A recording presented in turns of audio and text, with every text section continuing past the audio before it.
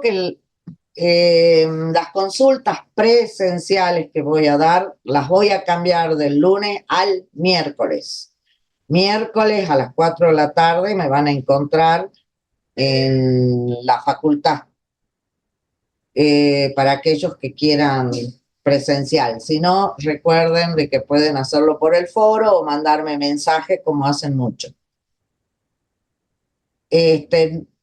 Por supuesto que no les contesto inmediatamente, les contesto cuando puedo, pero en 24 horas contesto. Algunos más rápido que a otros. Buenas tardes a los que están llegando al último. Otro aviso, hay algunos alumnos que no están inscritos en el CIU Guaraní. Ya casi todos están, pero para aquellos que no estén ya les voy a mandar mensaje. Hay algunos alumnos que no tienen foto de perfil. Recuerden que cuando hagan la entrega de trabajo, nosotros vamos a chequearlos con la foto de perfil. Así que por favor, suban la foto de perfil, que se los identifique, ¿no? No fotos de paisaje, nada por el estilo. ¿Qué más? A ver. Hay algunos alumnos que no están en grupo. Queda, creo que son 2 alumnos que no tienen grupo. Si no van a cursar la materia, ya la semana que viene yo ya los borro, ¿no? De la materia. Bueno,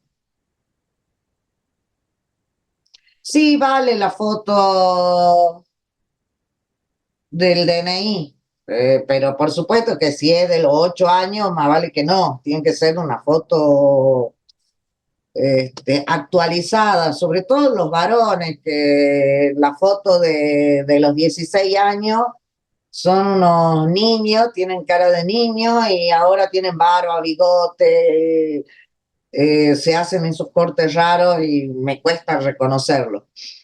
O sea, algo que los identifique, una foto que los identifique. Si la del DNI no han cambiado demasiado, bueno, pongan la del DNI.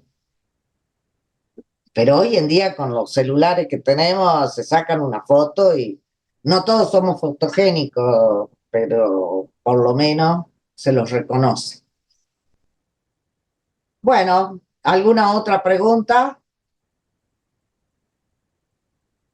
Recuerden que este jueves ya rinden el primer coloquio, ¿no? Me falta un aviso más. El jueves yo me voy a retirar un rato antes porque eh, tengo que ir a otra reunión y recuerden que el jueves es consulta nada más, no les doy tema nuevo. ¿Bien?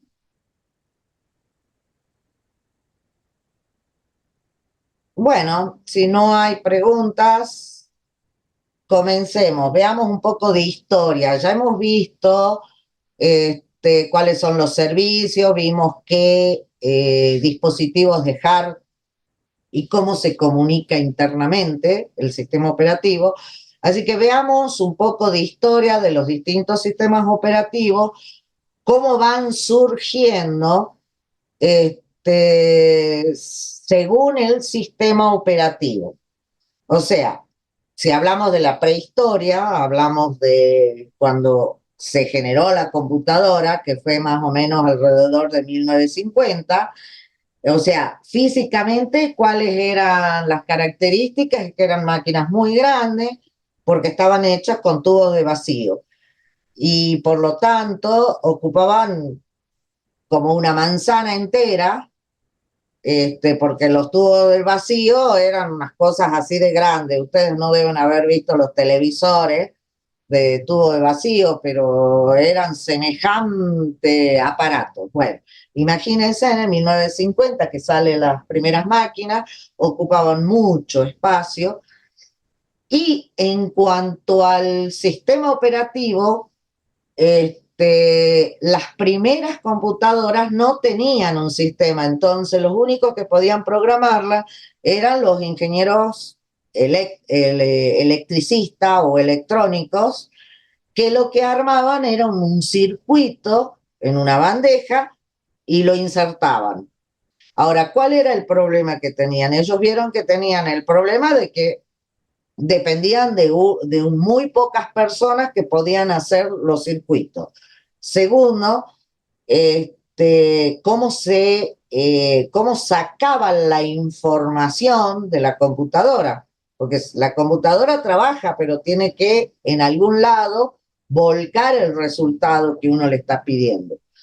Entonces, como elemento de entrada y de salida, sacaron lo que eran las tarjetas perforadas. Las tarjetas perforadas eran casi del ancho de una hoja A4 y como de 10 centímetros. Yo solía tener, pero bueno, no me acordé de buscarla, como muestra. Y a través de ella se cargaba la información. Pero ahora, ¿quién la recibía? Está bien, habían convertido a la información de entrada en ceros y unos, porque era, si está perforada, era un 1, si no está perforada, era un 0. Eso era fácil, pero ¿quién lo leía? Ahí vieron la necesidad de un monitor residente. El monitor residente, ¿qué es? Es lo que hoy en día conocemos como el núcleo del sistema operativo. Era un programa residente en memoria, se cargaba, él lo recibía y cargaba el trabajo del usuario. Para esto teníamos que cargar en lotes de trabajo. Y ahí surgió la idea de lo que es el núcleo del sistema operativo y lo que son lotes de trabajo. A medida que fueron trabajando con estos lotes de trabajo, vieron que habían muchos trabajos que eran iguales. Por ejemplo, cuando hacían liquidación de sueldo, ¿qué es lo que hacían? Agarraban la liquidación de sueldo de todas las reparticiones públicas y todas liquidan igual. ¿Qué es lo que varía de una repartición a otra repartición? Los empleados. Esa es la información que había que cargar en la memoria. Entonces, lo ponían en tarjetas perforadas, el monitor lo subía a la memoria del usuario, pero antes nosotros teníamos un solo usuario que manejaba toda la memoria. Entonces vieron la necesidad de partir la memoria en lotes de trabajo. ¿Vamos bien?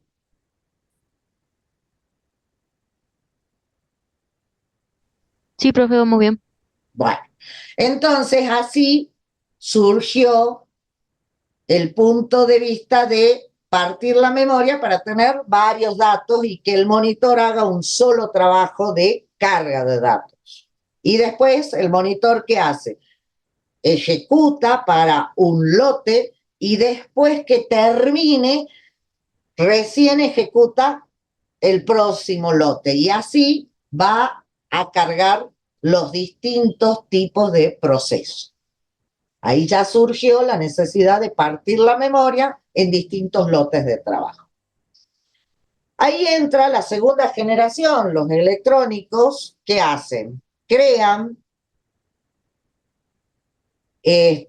los transitores. Entonces, de tener 10 centímetros de una válvula, que encima había que encontrar la válvula que fallaba para poder corregir si la máquina no andaba bien, se convirtió en una pastilla que medía más o menos un centímetro, centímetro y medio. Entonces, ¿qué es como resultado físico al tener de 10 centímetros bajar un centímetro? Las máquinas se achican, ya no necesitan tanto espacio. Por lo tanto, se reduce el tamaño y el costo, por supuesto, de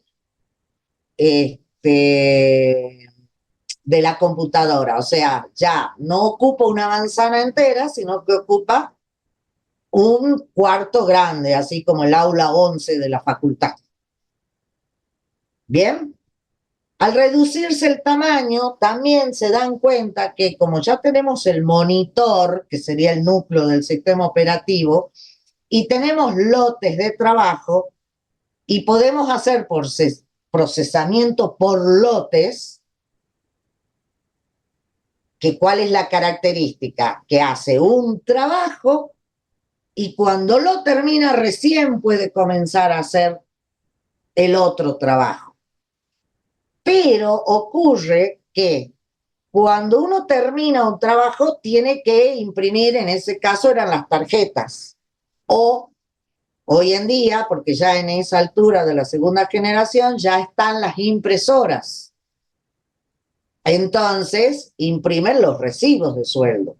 En el momento que está imprimiendo, como es una operación de sondeo, el microprocesador sigue en el mismo lote de trabajo. Pero eso es una pérdida de tiempo porque ya el microprocesador no está haciendo cálculos. ¿Bien? Entonces dicen, bueno, hagamos operación fuera de línea, o sea, crean lo que es el spool. ¿Se acuerdan qué es el spool? El spool es el que nos permite hacer la operación por fuera y liberar al microprocesador. Hoy en día, un spool es el administrador de impresión. En esa época, por supuesto que no existía el administrador de impresión. ¿Qué es lo que hacían ellos? En ese entonces lo que hacían era grabarlo en un disco, porque ya aparece también el disco rígido, y lo grababan. Entonces venía un operador de computadora, sacaba ese disco con los nuevos datos y lo mandaba a la impresora. ¿Bien? ¿Qué es lo que hoy en día hace el DMA? Ya no lo mandamos al disco, sino que le mandamos la información al DMA, que es otro microprocesador, y lo ejecuta. ¿Bien? Entonces dicen, esos tiempos muertos donde el microprocesador no está haciendo operaciones, simplemente está controlando salida de datos, lo podemos evitar. Entonces surge el concepto de multiprogramación o multiproceso. O sea que ahora los procesos por lote le decimos procesos. Y cuando el proceso termina y voluntariamente sale a realizar la salida, ya sea imprimir o grabar en el disco, que es otra operación que está controlado por otro microprocesador, podemos entregarle la CPU al otro proceso. ¿Está claro?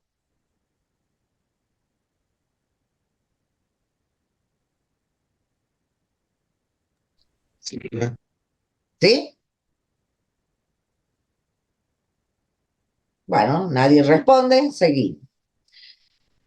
Entonces, eso es el concepto de multiprogramación o multiproceso. Es que tenemos varios procesos en memoria y cuando un proceso realiza una operación de entrada y salida, sale voluntariamente del microprocesador y esa salida lo maneja, en este caso, hoy en día, lo maneja la tabla de dispositivos con su drive y vos podés ejecutar otro proceso.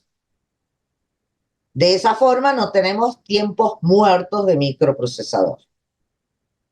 Ahora, ya que tenemos muchos procesos, pero tenemos que esperar que el proceso salga voluntariamente del microprocesador, alguien dijo, y bueno, si nosotros tenemos un solo micro, muchas computadoras o muchos procesos, ¿Por qué no le damos un tiempo para ser equitativo, un tiempo a cada proceso para que se vaya ejecutando? O sea, que no solo salga el proceso por propia voluntad, sino que nosotros le damos un tiempo y terminado ese tiempo lo sacamos, quiera o no. Y ahí sale el concepto del tiempo compartido. O sea, le destinamos un tiempo para que se ejecute cada uno de los procesos y salga o no voluntariamente del quiera salir o no voluntariamente del microprocesador, nosotros lo mismo lo vamos a echar. Como el microprocesador se ejecuta mucho más rápido que lo que nosotros hacemos, no nos damos cuenta hoy en día de que estamos procesando varios microprocesadores. Varios procesos, perdón. ¿Está claro? Sí. Bueno, ahora, ¿qué es lo que me permite esto? Como los procesos salen voluntaria o involuntariamente del micro y se van ejecutando, tenemos cortes de proceso y eso nos permite la interactividad. ¿Qué es la interactividad? Que nosotros, por ejemplo, mandemos a que ingrese por pantalla un dato, que ingrese un dato y entonces el usuario le ingresa un dato. O sea, hay tiempos de parada para el proceso, no como el procesamiento por lote que no tiene interactividad. Se ejecuta, esa sería su entrada, y hasta que no termine, no produce una salida. Ahora nosotros tenemos tiempo que para, ya sea voluntaria o involuntariamente, el proceso para. Y nosotros le podemos pedir cosas, que son los programas que tenemos ahora. ¿Está claro? Sí, profe. Bueno, otro concepto que surge en la segunda generación es el tiempo real. ¿Qué es el tiempo real? Tiempo real es un proceso que tiene acotado el tiempo de ejecución. ¿Qué quiere decir? Que su prioridad máxima es responder lo antes posible. Ese proceso son los que se usan en seguridad, en medicina, en el avión,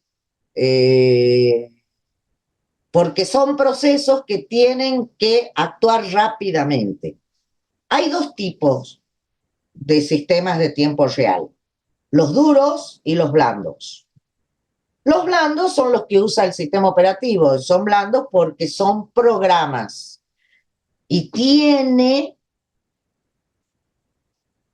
cuando se ejecuta un sistema operativo de tiempo real blando, como su prioridad es tiempo, toma el control de la computadora. O sea que ya se define un concepto nuevo, que es los procesos pueden tener prioridad de ejecución. Los procesos del sistema operativo tienen la máxima prioridad. Por eso es que cuando nosotros le pedimos algo al sistema operativo, él se va a ejecutar lo antes posible. Por ejemplo, los mensajes de error tienen prioridad. Cuando el sistema operativo recibe un código de error, como por ejemplo dividir en 0, automáticamente muestra por pantalla. ¿Está claro?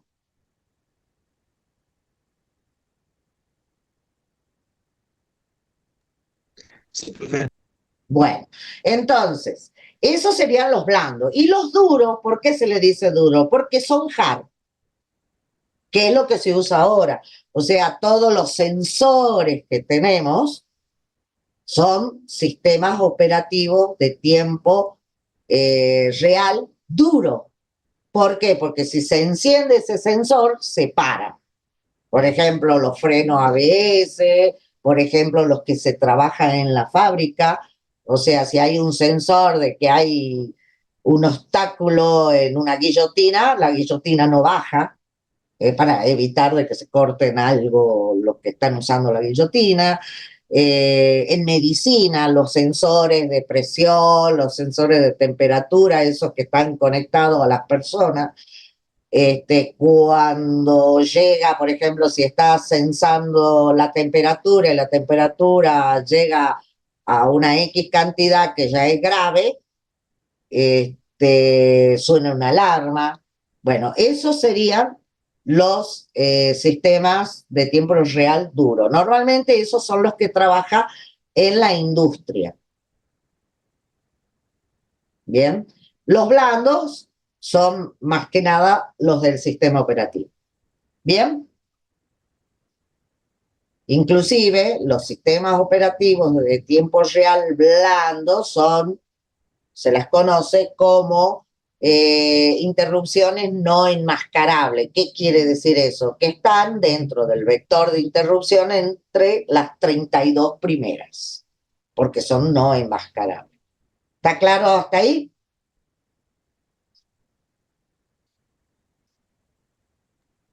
Sí, profe. Bien, entonces, entramos a la tercera generación. ¿Por qué surge la tercera generación?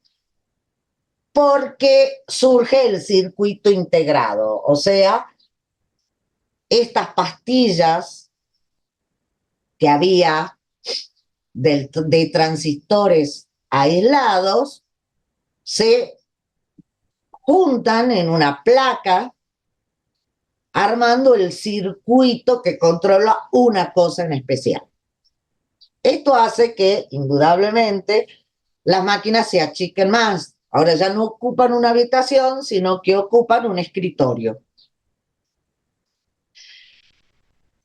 Como son más pequeñas, ya son accesibles para que la compre casi todas las empresas en el mundo, empiezan a comprar sus propias computadoras. Y cada empresa indudablemente necesita algo de alguno de todos estos tipos de sistema operativo. Entonces, en la tercera generación surgen los sistemas operativos de propósitos generales. ¿Qué quiere decir? Que son los que usamos ahora. Los sistemas operativos de propósito general tienen todas estas características, o sea, tienen spooler, trabajan procesamiento por lote, tienen multiproceso o multiprogramación, pueden o no, si uno lo quiere definir, tiempo compartido, tienen interactividad, tienen tiempo real. O sea, todas estas características están en uno solo, que es el sistema operativo de propósitos generales. Ahí es donde surge el Unix y surge el DOS, donde, no, perdón, el DOS no, surge el Unix, porque es el más antiguo. En este caso surge el Unix. Y el Unix, que hoy en día su núcleo se usa en Linux, pero en el 70 surge el Unix como sistema operativo predominante dentro de los sistemas operativos de propósitos generales. Luego surge la cuarta generación, donde es el circuito integrado a gran escala de integración. O sea, surgen los famosos chips. Los chips, que son los que usamos ahora, pero ahora es mucha, ya es una excesiva recarga de integración. Estos fueron los primeros. Ahí surge también, en el 80, las primeras PC. O sea, ya las máquinas no las tienen las empresas, sino que las personas, las familias, podían tener una computadora personal. Y ahí es donde surge el DOS. ¿Por qué? Porque el Unix era un sistema operativo muy grande. y no entraba en la cantidad de memoria que tenía una PC en ese entonces. O sea, las primeras PC tenían 256K de memoria. Y si vamos a la prehistoria, la primera computadora tenía 64K nada más, o sea, no teníamos nada de memoria, ahora estamos hablando de megas.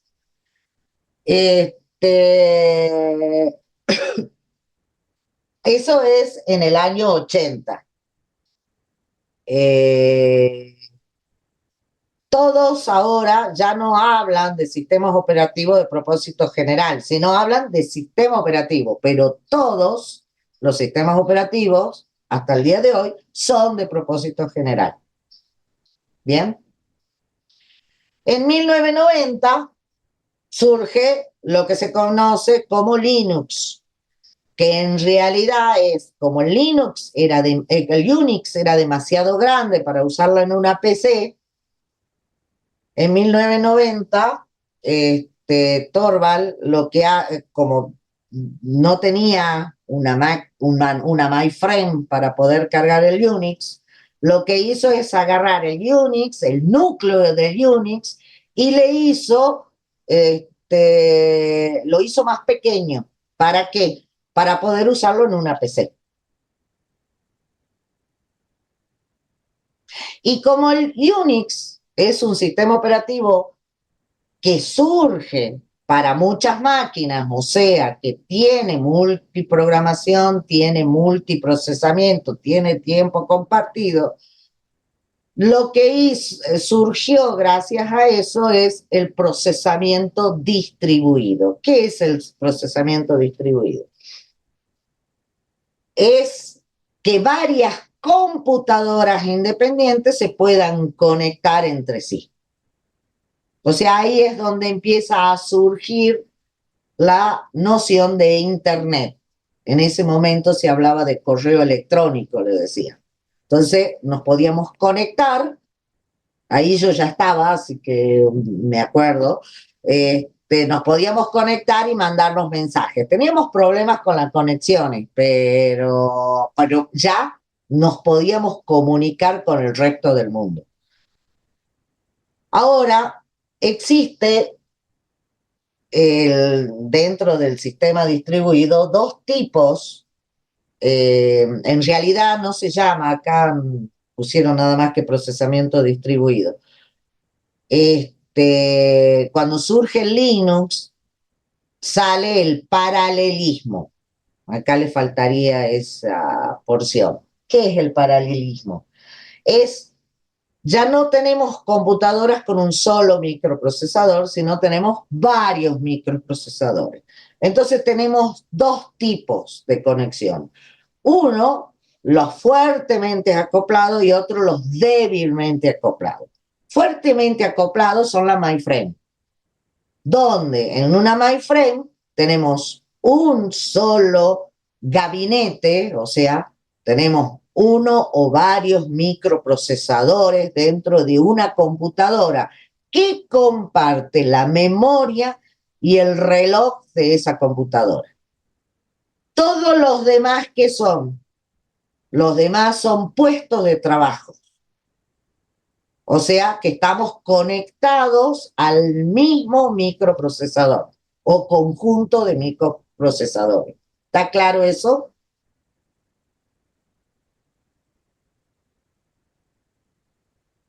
Profe, Sí. yo tengo una duda con lo que dijo del Internet. Yo tenía entendido que nació por motivos de militares, digamos. ¿Tiene algo que ver? Lo que pasa es que los militares, todo lo que usamos han surgido por los militares y la universidad. Y es por la necesidad de comunicarse entre ellos. Ok. ¿Y ¿Bien? ahí en el mismo momento de donde surge el Linux o fue antes Lo o que pasa después? es que en realidad surge en las universidades, sobre todo en las universidades yanquis. ¿Por qué? Porque ellos trabajan con investigaciones y dentro de las investigaciones descubrieron que necesitaban un correo para comunicarse. Pero ¿quién subvencionó ese tipo de investigaciones son los militares. ¿Está claro? Sí, profe, gracias. Bien.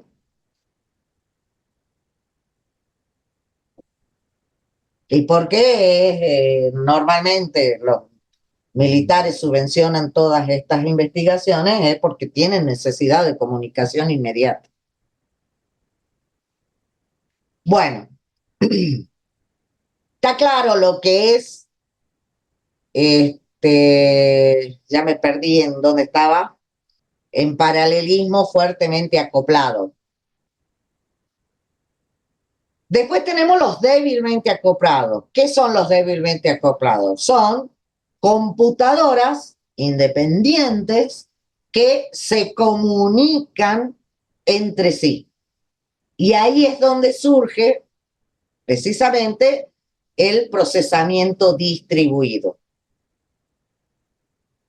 que es lo que estamos haciendo ahora. Cada uno de ustedes tiene una computadora y nos estamos conectando a través de una aplicación. ¿Bien?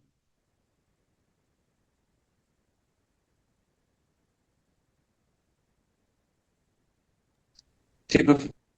Bueno, en el 2000, bueno, surgen otras alternativas que es tolerancia a fallo, o sea, como ya tenemos tantas computadoras conectadas entre sí, han surgido métodos para que si hay una computadora que se cae, ya sea fuertemente acoplada o débilmente acoplada, las otras las suplen.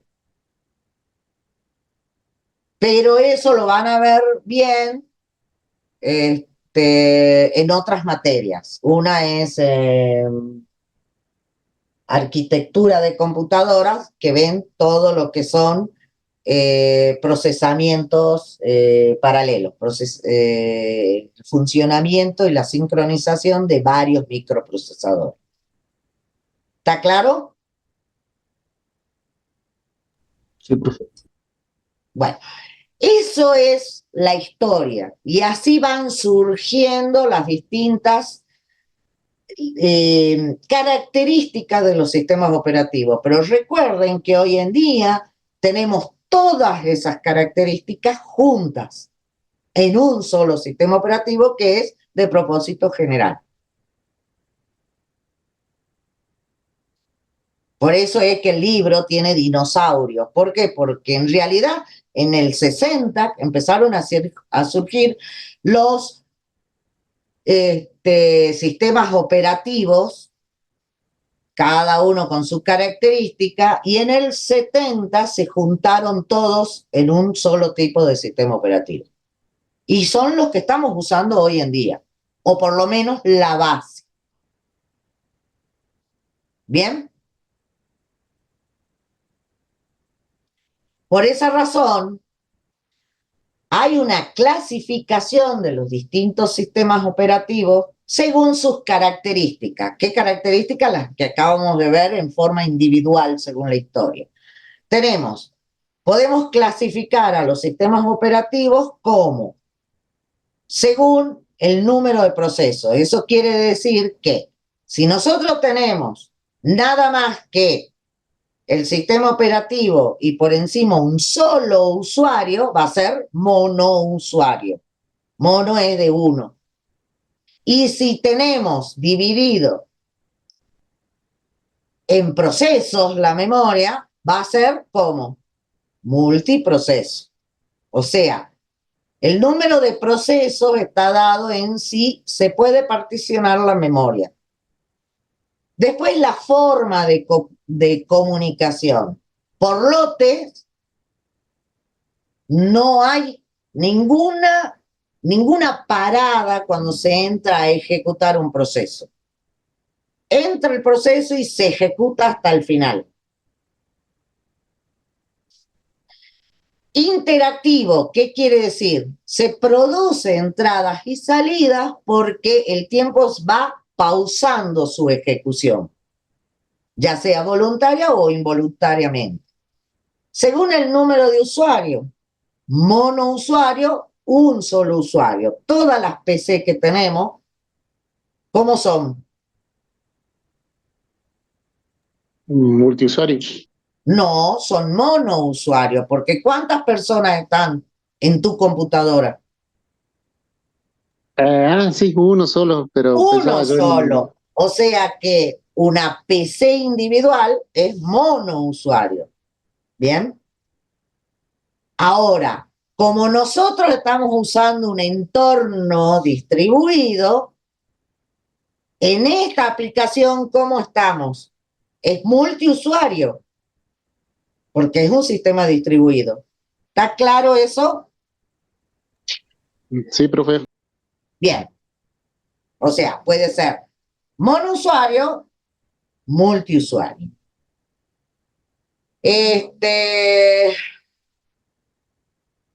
Según el número de procesadores. Hoy en día todas son multiprocesadores. ¿Por qué? Porque tenemos más de un núcleo en cada computadora. Pero allá en la prehistoria había las máquinas podían tener un solo microprocesador. ¿Está claro? Sí. Bueno. Sí. Bueno, y acá está. Lo que falta aquí está acá abajo. ¿Ves? Sistemas paralelos pueden ser fuertemente acoplados o débilmente acoplados. ¿Bien?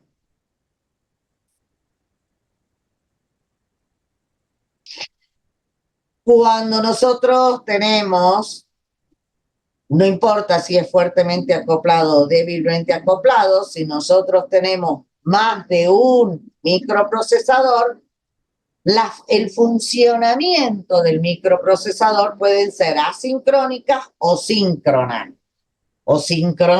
como le quieran decir. Asincrónica, cada uno trabaja por igual en sus tareas.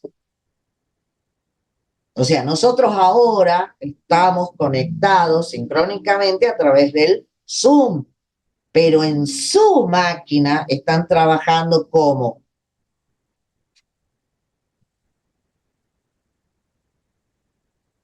A ver, un minuto.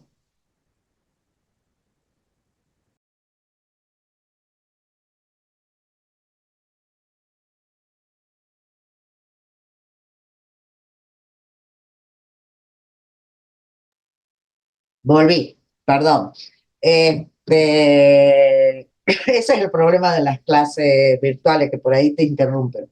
Pero bueno, en las presenciales está bien. ¿Dónde iba? Perdón.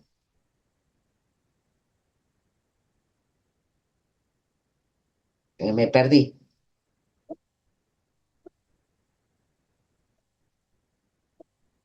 Eh, ah, estaba acá. Asíncrona, cada uno trabaja en su computadora. O sea, hay algunos que ni hablan porque deben estar mirando un video o jugando al solitario o haciendo cualquier otra cosa. Si quieren, ¿bien?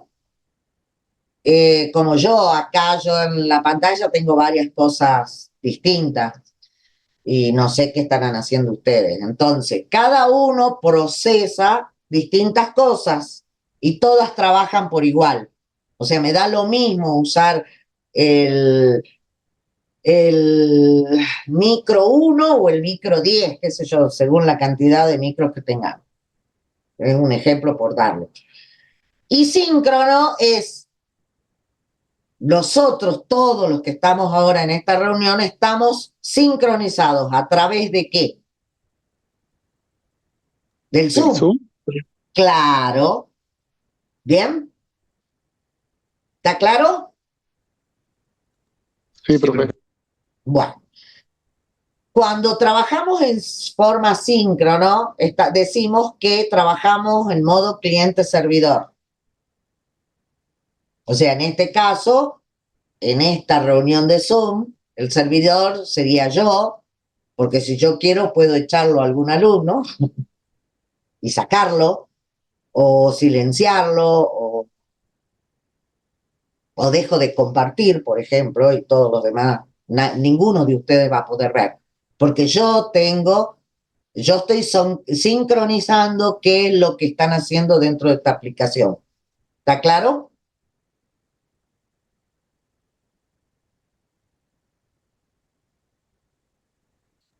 Maestro esclavo es lo que se usa, es similar a modelo cliente-servidor. Lo que pasa que maestro esclavo se usa en las MyFrame. Normalmente las MyFrame, como tienen un solo servidor, o sea, trabajan sincrónicamente a través de un solo servidor que puede o no tener más de un micro, se dice que sus terminales o sus puestos de trabajo son máquinas bobas. ¿Por qué? Porque ellos no procesan nada en su máquina. Lo único que tienen es teclado y pantalla, que están conectados todos al mismo servidor. ¿Está claro?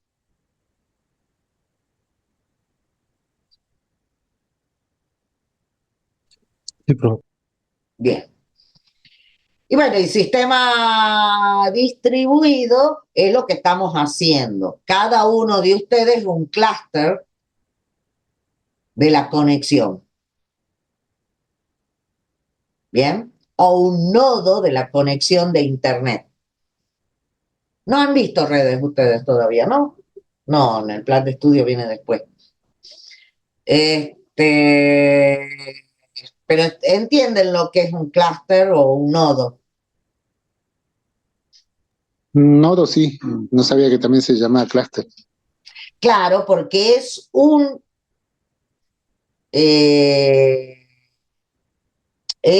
puesto de trabajo distinto que necesita una red para comunicarse. ¿Bien? Sí, profe. Bueno. Otra forma de clasificarlo a los sistemas operativos es según el uso. O sea, si vos sos, en este caso, ustedes son los clientes y yo sería el servidor. Empotrado, ¿cuál es? Empotrado es el que está físicamente dentro de la máquina, que serían estos. Tiempo real, duro o blando, ya los expliqué. ¿Está claro, no?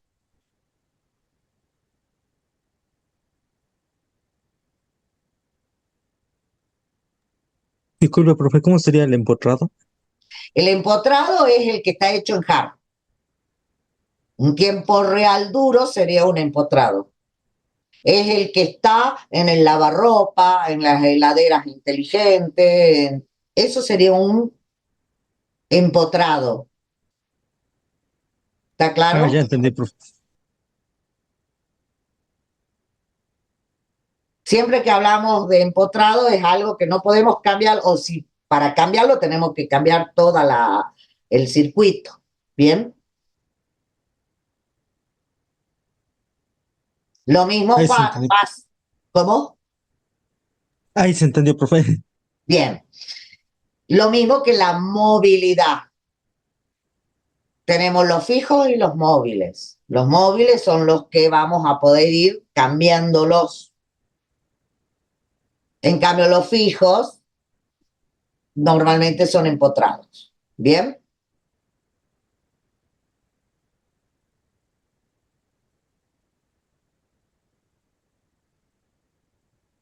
¿Está claro? Sí, profe. Sí, profe. Sí.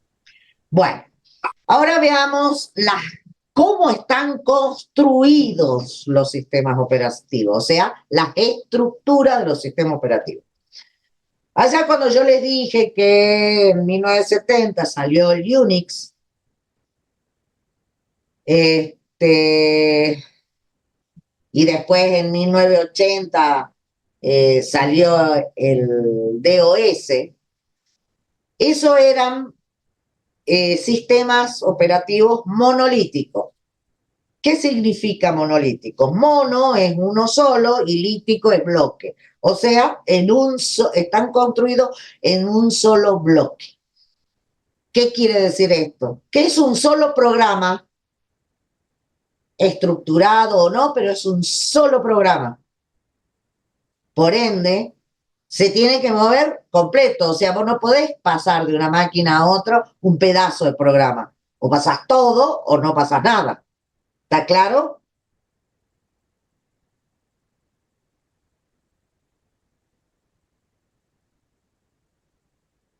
O sea, desde ya, un sistema operativo monolítico no tiene movilidad. ¿Pero por qué no tiene movilidad? Porque es muy difícil transportarlo desde una computadora a otra computadora. ¿Me entienden?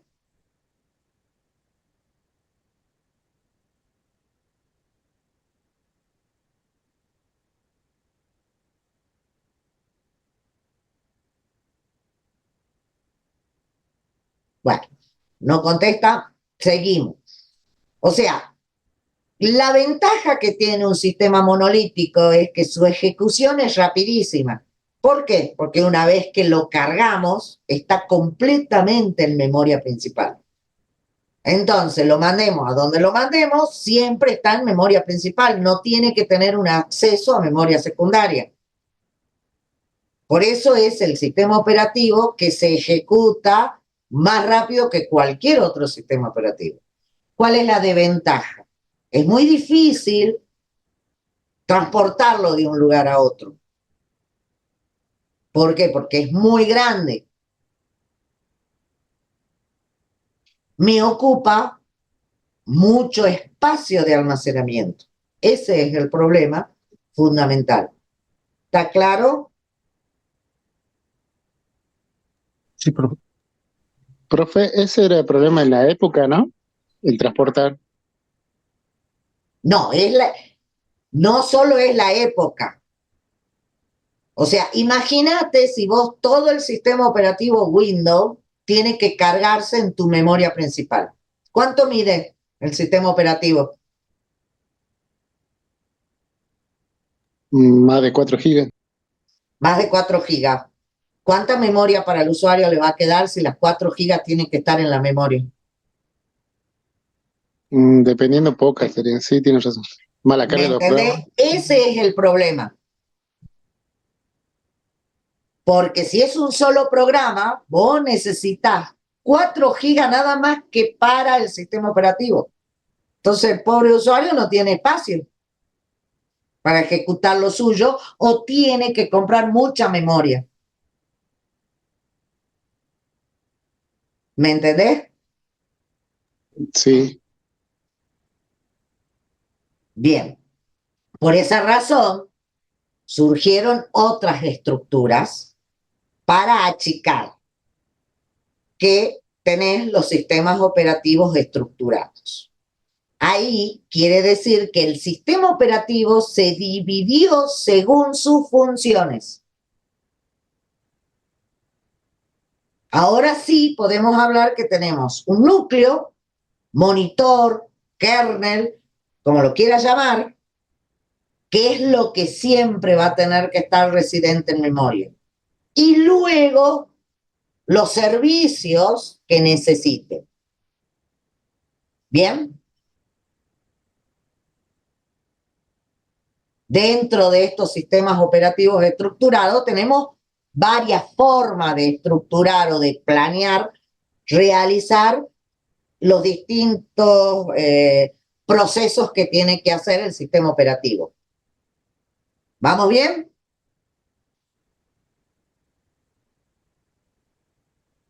Sí, profe. Bueno, entonces tenemos, por ejemplo, los estructurados por niveles o capas. Entonces, vos tenés un kernel. Este kernel básicamente es el manejador de interrupción, que siempre tiene que estar en memoria para recibir las interrupciones que ocurran. Después vas a tener la capa de entrada y salida. ¿Para qué? Para poder comunicarse con los distintos periféricos, sobre todo ¿con quién? Con el disco, donde están los otros programas del sistema operativo. ¿Está claro?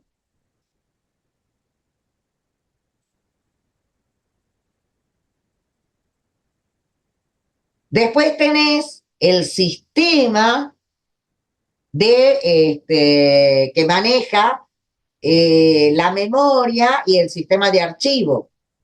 ¿Por qué? Porque pues, si vos vas al disco, tenés que tener un sistema de archivo para ir a buscar el archivo que corresponde al servicio que tiene que hacer en ese momento el sistema operativo. ¿Está claro?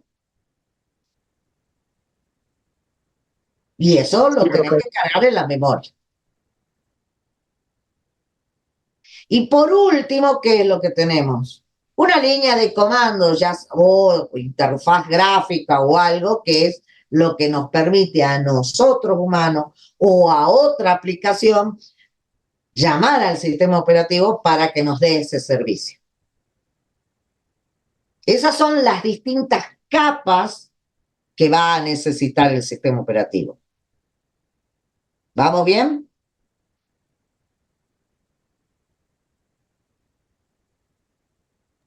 Sí, profe. Sí, profe. Entonces, ¿qué es lo que ocurre en un sistema por capa? Las capas más externas le piden servicio a la capa siguiente, o sea, a la que corresponde, y esa le entrega servicio a la capa superior. O sea, solamente se puede comunicar entre capas adyacentes. Normalmente le dicen a esto de la división en capas de cebolla. Esto era lo que tenía DOS. Si bien era monolítico, ya lo había estructurado de esta forma. Bien. Cuando vean redes van a ver que el modelo ISO de conexión de redes también se hace por capas. Y las capas adyacentes se comunican entre sí. Siempre recibe pedidos de la capa superior y la inferior entrega servicios a la superior. ¿Está claro?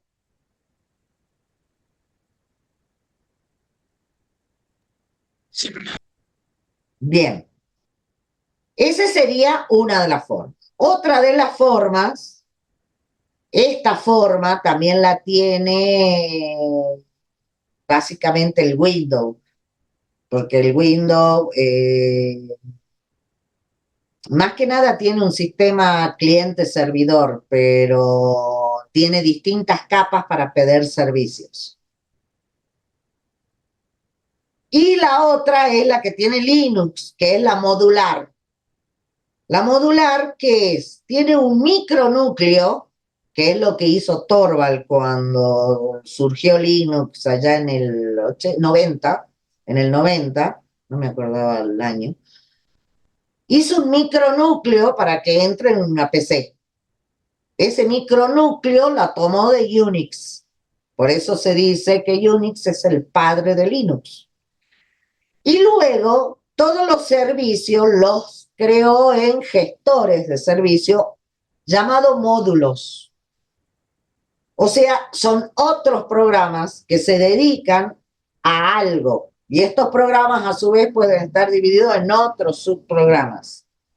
Entonces el núcleo le pide al módulo y sube nada más que la rutina de ese módulo que es necesaria dentro de la memoria principal. ¿Está claro?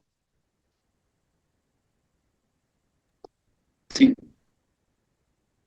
Y bueno, hoy en día tenemos el Android. El Android es el exokernel. ¿Qué es exokernel?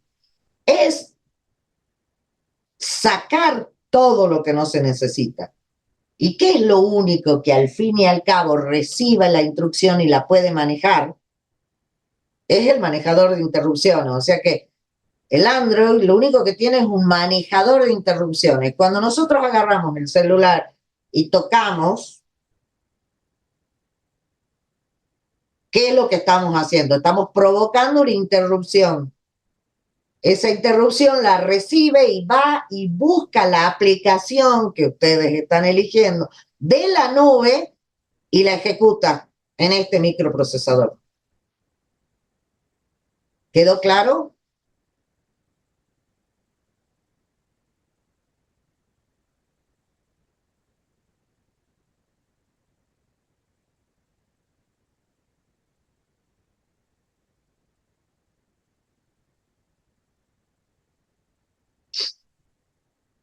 ¿Vamos bien?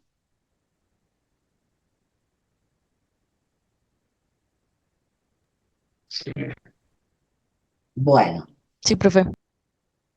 entonces, por último, tenemos, bueno, el cliente servidor que yo ya les dije, o sea, es una máquina, entrega los servicios, que es el modo de Windows. El Windows Server trabaja así, y por eso tenemos un servidor de impresión, un servidor, ahí ya no hablamos de administrador de impresión, sino un servidor de impresión. En sistema distribuido tenemos servidores también, ¿bien? Y tenemos lo que se conoce como máquina virtual. ¿Qué es la máquina virtual? Nosotros a la máquina, en una computadora PC, tenemos un sistema operativo, que es el sistema operativo de fondo, pero podemos emular distintos sistemas operativos. ¿Qué es lo que hace? Le crea una partición para cada sistema operativo y nosotros cuando estemos en esa aula virtual, nosotros vamos a usar los comandos y las formas de un determinado sistema operativo. Pero ese sistema operativo no tiene acceso al hardware. Ese sistema operativo se tiene que comunicar con el anfitrión de esa computadora, o sea, el sistema operativo que nosotros hayamos cargado en esa computadora, y esa computadora va a conectarse recién, se va a conectar recién con el micro. Cuando reciba la orden que se puede ejecutar, se lo devuelve al otro sistema operativo. ¿Me entienden?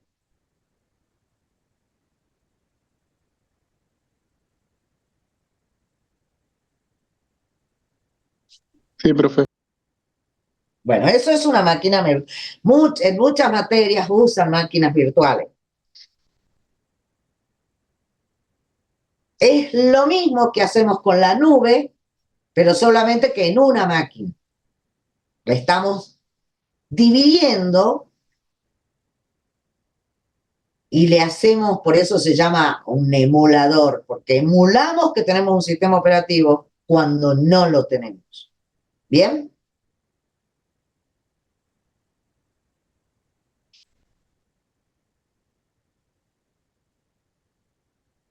Y con eso terminamos la unidad 1 y 2.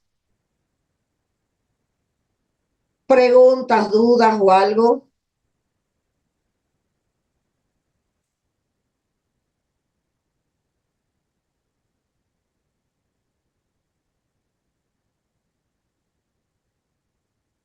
No, profe, todo bien hasta ahora, pero no. Bueno, con eso vieron la unidad 1 y 2, que es lo que van a rendir en teoría el martes que viene.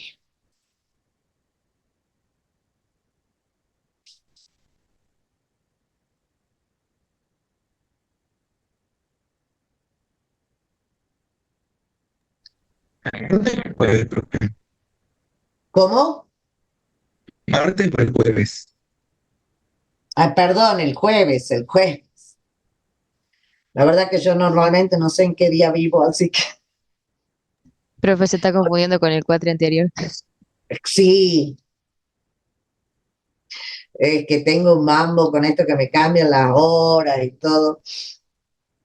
Eh, el jueves que viene, a las 7 tienen el coloquio, que es obligatorio. Recuerden que solo pueden desaprobar 2 en el cuatrimestre.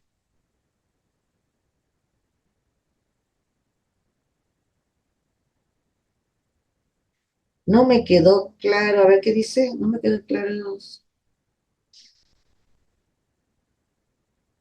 El modelo de cliente-servidor es una forma de trabajar en forma sincrónica o asincrónica. Cliente-servidor es una forma sincrónica. ¿Por qué? Porque hay un jefe y todos los demás son esclavos. O sea, el servidor es el que entrega servicio ¿a quién? A los clientes. Y los clientes hacen peticiones al servidor. Se usa el modelo cliente-servidor en todo, en sistema distribuido, dentro de un solo sistema operativo, dentro de la construcción de un sistema operativo, dentro de redes. O sea, cuando nosotros trabajamos con la famosa nube, ¿qué es lo que hacemos? Nosotros le pedimos servicio a nuestro servidor. En este caso, cuando nosotros entramos a un hub virtual, ¿qué estamos haciendo? Pedirle la conexión a nuestro servidor, que es el que está en rectorado, es la UNCU. Y todos nosotros somos clientes. Peticionamos que se ejecute una aplicación en especial. ¿Está bien? Cuando ustedes se inscriben en el CIU Guaraní, están haciendo uso de un modelo cliente-servidor. ¿Por qué? Porque ustedes como alumnos son clientes en su computadora ¿a qué? Al servidor, que creo que está en ciencias económicas, que es el que maneja todos los CIU.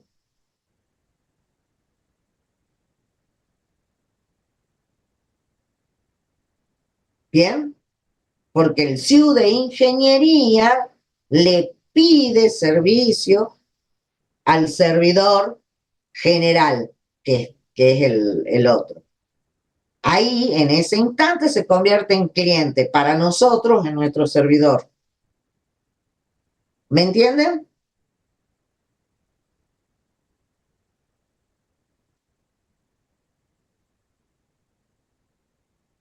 Depende de dónde lo apliquen al sistema cliente-servidor, porque es un modelo de trabajo.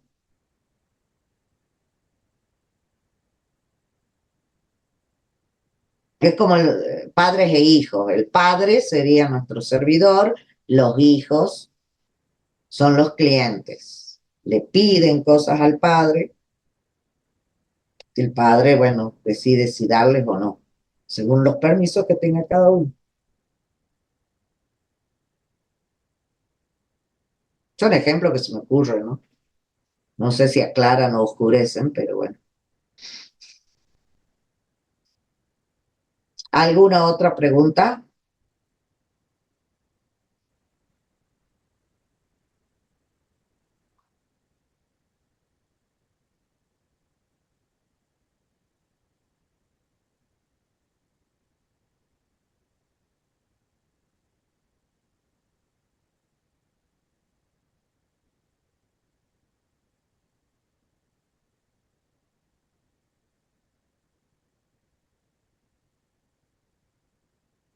Bueno, nos vemos el jueves entonces a las 18 para las consultas.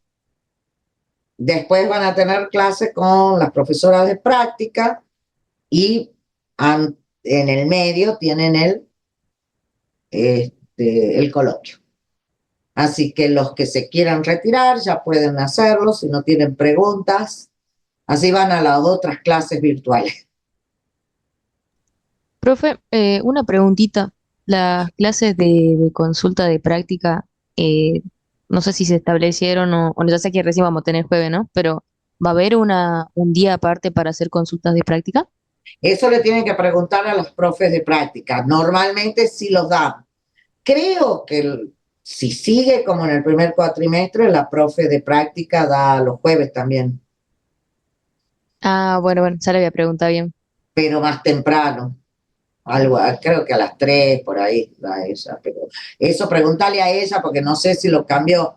Ah, para los que hayan llegado tarde y no me escucharon, si tienen preguntas que quieren hacer en forma personal para que nadie se entere, les aviso que si me mandan 20 tampoco nadie se entera. O sea, me quieren ver a mí, me van a encontrar los miércoles. Cambié de lunes a miércoles porque los lunes me surgió otra cosa para hacer. Este, los miércoles a partir de las 4 de la tarde estoy en la facultad. ¿Está bien? Bien, profe. Gracias. No, de nada.